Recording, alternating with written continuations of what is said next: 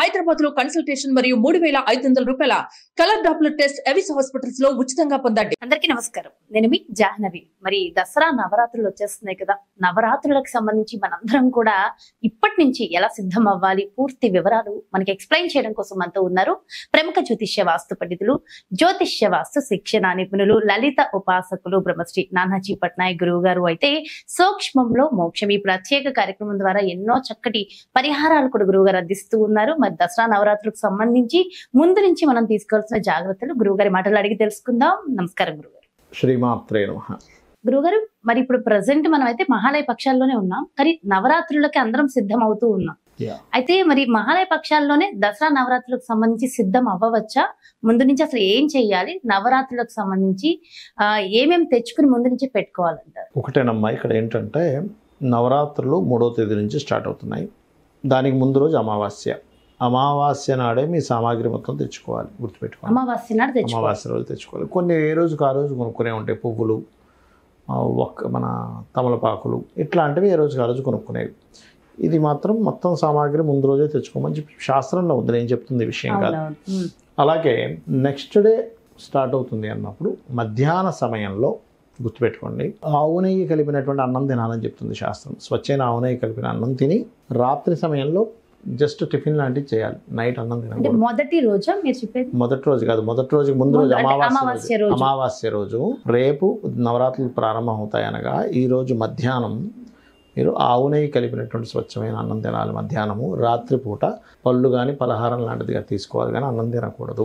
చాలా ఇంపార్టెంట్ విషయం ఇది. ఇదొక పరిహారం లాగా అనుకోవచ్చు, ఖచ్చితంగా నోట్ చేసుకోండి. దానికి చాలా లింక్ ఉంటుంది. అంతే. రెండో రోజు అంటే మొదటి రోజుకిలోకి వెళ్తాం. ఇప్పుడు వెళ్ళినట్లయితే మీరు ఏదైతే పూజా మందిరం కావచ్చు, ఏదైనా ఒక రూమ్ అనుకుంటారు, దీక్షలా తీసుకోవాలి, 9 రోజులు చేద్దాం అనుకునేటువంటి వారు ముఖ్యంగా ఏంటంటే ఇక్కడ మీరు గమనించండి, ఆ యొక్క పూజా గదికి మరియు ఆ యొక్క రూమ్కి తోరణాలు కట్టాలట. వేప మండలు మరియు మామిడి ఆకులు ఖచ్చితంగా కట్టాలి. పెట్టిన రోజే ఇవన్నీ కట్టేసుకోవచ్చు. అదేవిధంగా అమ్మవారు అలంకార ప్రియ, చక్కగా అలంకరణ చేసుకోవాలి. కలశం 9 రోజులు నేను తీయను ఎట్టి పరిస్థితుల్లో అనుకునే వాళ్ళు మాత్రం పెట్టాలి, కానీ 9 రోజులు కాకుండా 1 రోజు 2 రోజుల కోసం కలశం పెట్టకూడదు, గుర్తుపెట్టుకోండి. అయితే ఈ కలశం పెట్టినప్పుడు మధ్యలో ఏదైనా మనకి ఇబ్బంది వచ్చింది అనుకోండి, ఉదాహరణకి ఎవరో తెలిసింది సంథింగ్ సగోత్రలో ఎవరో చనిపోయారని, లేకపోతే ఇంకేదో ఎవరైనా జన్మించారని అలా వచ్చినప్పుడు మీరు ఆపకూడదు. మీరు ఇంకొక పురోహితుడిని పెట్టించి చేయించాలి దాన్ని, ఆ పూజని కంటిన్యూ చేసేది. నవరాత్రులు ఆపాల్సిన పని లేదని చెప్తుంది శాస్త్రం. అలాగే కలశం పెట్టేటప్పుడు చేయవలసిన విధి విధానాలు ఏమిటి అంటే, చక్కగా మీరు ఒక పీట వేసి దాని మీద మీరు బట్ట వేస్తారు, బియ్యం వేస్తారు, దాని మీద కలశాన్ని స్థాపిస్తారు. ఆ కలశం గుర్తుపెట్టుకోండి, మట్టి కలశం అయి ఉండొచ్చు, వెండిది, రాగిది, పంచలోహాలు, బంగారం కూడా అయి ఉండొచ్చు. కానీ ఇక్కడ ముఖ్యంగా తెలియాల్సిన విషయం ఏంటంటే, పూజ అయిపోయిన తర్వాత కలశాన్ని దానంగా ఇవ్వాలి, ఇంట్లో పెట్టుకోకూడదు. చాలా మందికి ఇంట్లో అట్టి పెట్టుకొని మళ్ళీ నెక్స్ట్ ఇయర్ వాడుతూ ఉంటారు. కలశాన్ని దానంగా ఇవ్వాలి. ఏ వస్తువైనా ఏదైనా సరే, ఏ లోహంతో ఉన్నా ఇవ్వాల్సిందే. అయితే మళ్ళీ కలశంలో మనం ఇప్పుడు గంగా యమున నదీ తీర్థాల యొక్క జలం వేస్తే మంచిది. అది లేదు మామూలుగా వాటర్ వేసి గంగేచ యమునేచ అనుకుంటే గంగాదేవిని తలుచుకుంటూ వేయచ్చు. అందులోపల కొంతమంది నవరత్నాలు బంగారం కూడా వేస్తారు కలశంలో, అవి దానం ఇవ్వాల్సిన పని లేదు, అవి తీసేసేయచ్చు. ఇక మీరు కొబ్బరికాయ పెట్టడము, దాని మీద వస్త్రం పెట్టడం అది చేస్తారు. అది ఏ రంగు వస్త్రం అయినా పెట్టచ్చు. ఎరుపు రంగు సర్వసాధారణంగా ఎరుపు, పసుపు, ఆకుపచ్చ లాంటివి పెడుతూ ఉంటారు వస్త్రాలు. అలాగే శ్రీచక్రం ఉండాలి నవరాత్రులు చేసేటప్పుడు. శ్రీచక్రం మీరు ఏదైతే శ్రీచక్రం ఉంటుందో అది పెట్టుకోవాలి. అమ్మవారి బొమ్మను కూడా పెడతారు కొంతమంది, చక్కగా అలంకరణ చేసి పెడుతూ ఉంటారు. 9 రోజులు ఏ రోజుకి ఆ రోజు చీర మార్చేసేయాలి. అయితే ఈ చీరల విషయంలో చాలా మందికి ఏంటంటే ఏ రోజు ఏ రంగు చీర అని అడుగుతూ ఉంటారు. అది శాస్త్రంలో లేదు ఎక్కడా కూడా, మన ఇష్టం. ఇప్పుడు తల్లి ఉంది, అమ్మకి ఇష్టంతో మనం గాజులు చేపిస్తాము, లేకపోతే ఇంకేదో కొనిస్తాము, అంతేగాని శాస్త్రంలో ఏముండదు నువ్వు ఇది కొనాలి అని. నువ్వు ప్రేమతో అభిమానంతో చేస్తున్నావు అలా.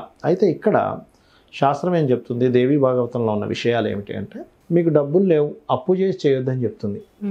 అమ్మవారు హర్షించదట. డబ్బులు లేకపోయినా సరే గొప్పల కోసం 1,00,000 రూపాయలు అప్పు చేసేసి హడావిడిగా చేయకూడదట.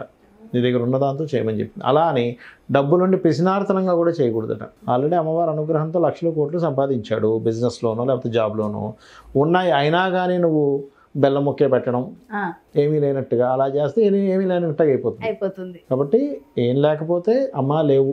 నేనేమంటానంటే అమ్మ ఒకటి గుర్తుపెట్టుకోండి, చాలామంది సింపుల్గా చేయడానికి ఇష్టపడుతూ ఉంటారు, అంటే ఉన్నా సరే లేకుండా. అలా చేయకూడదు. అలాగే మీరు మొదటి రోజు అవన్నీ అలంకరణ చేసుకున్నప్పుడు ఒక పురోహితుని పిలిపించి ప్రారంభించుకోవడం మంచిది. అందులో ఒకరిని పిలవచ్చు, ముగ్గురిని పిలవచ్చు, 5గురిని పిలవచ్చు. వాళ్ళకి దీక్షా వస్త్రాలు ఇవ్వాలి. మీరు ఈ 9 రోజులు కూడా నేల మీద నిద్రపోవాలి. దీక్ష పూనిన వారు దీక్ష లేకుండా మామూలుగా నిత్యం పూజలు చేసుకుని దట్ ఈస్ డిఫరెంట్ కేసు. ఆ 9 రోజులు గోర్లు తీసుకోవడము, కట్ చేసుకోవడాలు ఇలాంటివి చేయకూడదు. ఇది దీక్షలో ఉన్న వాళ్ళు, వేరే వాళ్ళకి కాదు, నార్మల్ వాళ్ళకి ఏం కాదు, అది చేసుకోకూడదు. ఒకటి ఈ పూజ చేయడం వల్ల ఏమిటంటే ఈ యొక్క దసరా సమయంలో ఏదైతే ఉందో ఈ నవరాత్రుల్లో యమద్రంష్టికలు అంటారు, అంటే యముని యొక్క కోరలు తెరిచి ఉంటాయి ఈ సమయంలో. అందుకని రోగాలు ఎక్కువగా రావడం వస్తూ ఉంటాయి. అందుకని రోగాలు రాకుండా అమ్మవారు కాపాడుతుంది, ఐశ్వర్యాన్ని ఇస్తుంది, అన్ని రకరకాల మనం ఒక్కొక్క డే గురించి చెప్పుకుంటాం తర్వాత. అయితే ఇక్కడ ఏంటంటే ఒకటి గుర్తుపెట్టుకోండి, కుమారి పూజ అని అంటారు. మొదటి రోజు 2 సంవత్సరాల ఉన్న అమ్మాయి, రెండో రోజు 3 సంవత్సరాలు, అలా ఒక్కొక్కటి పెరుగుతూ ఉంటుంది. కానీ ఒక సంవత్సరం ఉన్న అమ్మాయిని పెట్టకూడదు.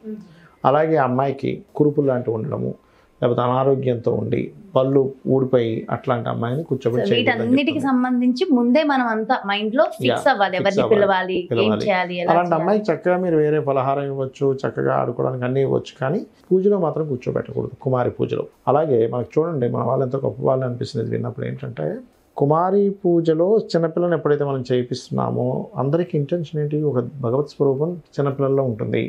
ఇవాళ రేపు చూడండి అనవసరం అఘాయిత్యాలు జరుగుతున్నాయి చిన్నపిల్లల మీద కూడా. ఆ థాట్ రాకుండా చేశారా అనిపిస్తుంది విన్నప్పుడు నాకు. మహర్షులు అమ్మవారి స్వరూపంగా భావిస్తున్నామంటే మనం ఎట్లా చూస్తాం చిన్నపిల్లల్ని అనేటువంటిది గొప్ప అంశాన్ని పెట్టారా అనిపిస్తుంది నాకు. ఇది వీటన్నిటితో పాటు గురువు గారు, ముందుగా మనము పీఠం రెడీ చేసుకోవాలి అమ్మవారిని నిలబెట్టడానికి అనుకున్నప్పుడు. సో ఎవరైనా సరే రకరకాల కాంక్షలు, కోరికలతోనే అమ్మవారికి మనం పూజ దీక్ష పూంతాం. అయితే దాని మీద వేసే వస్త్రం ఏ రంగులో కనుక ఉంటే, ఎరుపు వేయచ్చు, ఎరుపు వేయచ్చు. ఆ రెండు గ్రీన్ కలర్ ఉంటే మనీ అట్రాక్ట్ అవుతుంది అంటారు, అలా ఏమైనా వేయచ్చు, తప్పేం కాదు, వేయచ్చు. అయితే ఇక్కడ కలర్ కంటే కూడా మీరు ఎంతసేపు చేస్తున్నారు, అంటే ఎలా చేస్తున్నారు, ఇది మోస్ట్ ఇంపార్టెంట్. ఎంతసేపు ఎక్కువ గంటలు కూర్చున్నారని కూడా ఇంపార్టెంట్ కాదు. మీరు మనసు పెట్టి చేసినంతసేపు కరెక్ట్ చేస్తున్నారు లేదా మీ పూజ అనేటువంటి చాలా ముఖ్యమైనటువంటి అంశం అనమాట అక్కడ. అది మెయిన్గా గుర్తుపెట్టుకోవాలి. అండ్ అలాగే మరొక విషయం ఏంటంటే, ఇక్కడ ఈ కలశ స్థాపన, ఈ శ్రీచక్రము ఇవన్నీ ఉన్నప్పుడు రోజు మీరు నిత్యము కొంతమంది అఖండ దీపం పెడతారు. కంపల్సరీ అనేం లేదు, మీరు అన్ని శుభ్రత అన్నీ పాటిస్తామనుకున్న వాళ్ళు మాత్రం అఖండ దీపం పెట్టాలి. దీపం వెలిగించేటప్పుడు దానికి మంత్రం ఉంటుంది. ఊరికే ఏదో నేను దీపం పెట్టేశాను అని అనుకుంటే అది ఫలించదు. పురోహితులు వచ్చి దానికి సంబంధించిన మంత్రము, ఇంకోటి ఆచమనమును సంకల్పం చేయకుండా మీరు పూజ ప్రారంభిస్తే ఆ పూజ వ్యర్థం, గుర్తుపెట్టుకోండి. అలాగే చాలామంది ఏం చేస్తారంటే పూజ చేసేటప్పుడు మొత్తం హెయిర్ వదిలేసుకుంటారు. వదలకండి, ముడి వేసుకోండి ఖచ్చితంగా. జడ వేసుకోకపోయినా ముడి వేసుకోవచ్చు, ఒక నాట్ వేసుకుంటే మంచిది, క్లిప్ లా పెట్టుకోవచ్చు, క్లిప్ పెట్టుకోవచ్చు. అలా చేసుకోవాలి ముఖ్యంగా. అలాగే ఏ రోజుకి ఆ రోజు ఒక ముత్తైదునైనా పిలిచి జాకెట్ ముక్క, గాజులు, తాంబూలాలు ఇవ్వాలి అని చెప్తుంది శాస్త్రం. ఖచ్చితంగా ఇవ్వాలి. ఇవి ముఖ్యంగా మనం పాటించాలి. అదేవిధంగా ఆ మండపంలో ఒక ధ్వజం కూడా పెట్టమని చెప్తుంది శాస్త్రంలో. ధ్వజం అది సింహం మీద కూర్చున్న అమ్మవారిదైనా ఉండొచ్చు, సింహం ఉన్నటువంటి ధ్వజమైనా అవ్వచ్చు.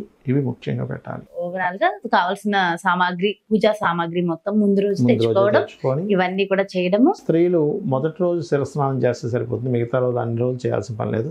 కంఠ స్నానం చేయొచ్చు. పురుషుడు మాత్రం రోజు శిరస్నానం చేయాలి. వాళ్ళకు కుదిరినప్పుడు చేయొచ్చు మిగిలిన అన్ని రోజులు కూడా, కానీ స్త్రీకి అక్కర్లేదని చెప్పింది శాస్త్రం. సో అయితే ఓవరాల్ గా ఈ వీడియోలో కూడా ఈ 9 రోజులు కూడా సో ఒక నామాన్ని పట్టుకుంటే ఇంకా మరింత బలం చేకూరుతుంది కదా, ఆ నామం గురించి ఒక్కసారి చెప్పండి. నామం అంటే ఇక్కడ ఒకటి నాకు శాస్త్రంలో చెప్పినటువంటిది ఏంటంటే, ఈ రోజుల్లో చేయవలసింది లలిత సహస్రనామాలు చేయొచ్చు అని చెప్తుంది. లక్ష్మీ అష్టోత్తరాలు, ఖడ్గమాలు అయితే ఖడ్గమాలు చేసేటువంటి వారు ఉపదేశం ఉండాలి. ఉపదేశం లేకుండా ఖడ్గమాల జోలికి వెళ్ళకండి దయచేసి. అలాగే మనకి అమ్మవారికి సంబంధించిన ఎటువంటి అయినా సరే చేసుకోవచ్చు. అయితే ఒక నామమే అంటే శ్రీమాత్రే నమః చేసుకోవచ్చు, అందులో ఎటువంటి సందేహం లేదు. అదేవిధంగా వాళ్ళకున్న సమస్యను బట్టి కూడా ఈ 9 రోజులు చేసుకోవచ్చు. అంటే అలాగా సంపదలు లేవు, ఓం సంపత్కరీ సమారూఢ సింధుర వ్రజ సేవితాయ నమః. అప్పులున్నాయి, ఓం అపర్ణాయ నమః. అప్పులున్న వారు ఇంకా బాగా ఫైనాన్షియల్గా బాగా గ్రోత్ రావాలి అంటే బిల్వపత్రానికి ఎర్ర చందనాన్ని పూచి అమ్మవారికి ఆరాధన కానీ చేసినట్లయితే మంచి ఫలితాలు వస్తాయని చెప్తుంది. అది ఉద్యోగం లేదు, ఓం మాణిక్య మకుటాకార జానుద్వై విరాజితాయ నమః. ఆరోగ్యం బాగాలేదు, అయితే ఇందులో మళ్ళీ ఒక్కొక్క రోజు చేస్తే ఒక్కొక్క అమ్మవారి ఫలితం వస్తుంది. అక్కడ చెప్తాను, ఆరోగ్యానికి రోహిణి అనేటువంటి అమ్మవారి ఆరాధన చేయాలి. సో ఓవరాల్ గా 9 days కి సంబంధించి చాలా చాలా మంచి ఇన్ఫర్మేషన్ అందించారు గురువు గారు. పరిహారం కూడా చెప్పారు. Thank you so much. నమస్కారం. శ్రీమాత్రే నమః. చూసారు కదండి, మరి 9 రోజులు దసరా నవరాత్రులకి ముందుగానే మనం ఎలా సిద్ధం అవ్వాలి, మనల్ని మనం ఎలా ప్రిపేర్ చేసుకోవాలి, డీటెయిల్డ్ ఇన్ఫర్మేషన్ గురువు గారు ఎంతో చక్కగా అందించారు. సో ఖచ్చితంగా 9 రోజులకి సంబంధించిన ఒక్కొక్క వీడియో మీ ముందుకు రాబోతోంది. మరి దసరా నవరాత్రులకు సంబంధించి ఎలాంటి సందేహాలు మీకున్న ఈ వీడియోలో కామెంట్స్ రూపంలో తెలియజేయండి.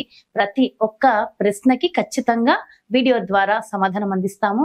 మరి అలాగే ఖచ్చితంగా ఎన్నెన్నో సమస్యల నుంచి బయటపడాలి, సమస్యలతో సతమతమవుతున్న అనుకున్న వాళ్ళు ఒక్కసారి జాతక పరిశీలన కూడా చాలా ముఖ్యం కదా. మరి మీ జాతకాన్ని పరిశీలన చేసుకుని దానికి తగిన పరిహార మార్గం కావాలి, మన నానాజీ పట్నాయక్ గురువు గారి అపాయింట్మెంట్ కావాలి అనుకుంటే క్రింద డిస్ప్లే అవుతున్నటువంటి నెంబర్స్ కి కాల్ చేయండి, అపాయింట్మెంట్ తీసుకోండి. నమస్కారం.